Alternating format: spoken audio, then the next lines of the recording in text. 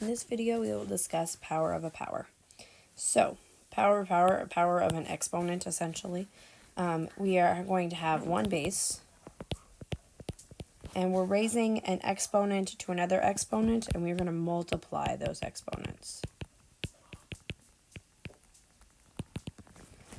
For example, we have 8 to the power of 3 raised to the power of 2. So you see the exponent is being taken to another exponent.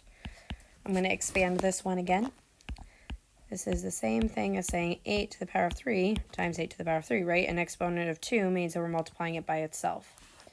So I'm going to keep expanding this. I want to show you what all this means. So we have 8 times itself 3 times, right? Oops, not 8 times 3, 8 times 8 times 8. And then 8 times 8 times 8 again, right?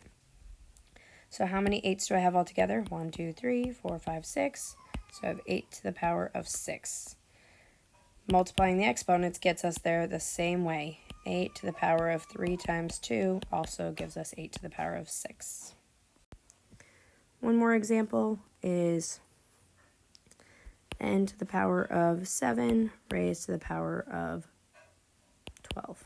Okay, so again, I'm going to take my base n to the power of 7 times 12.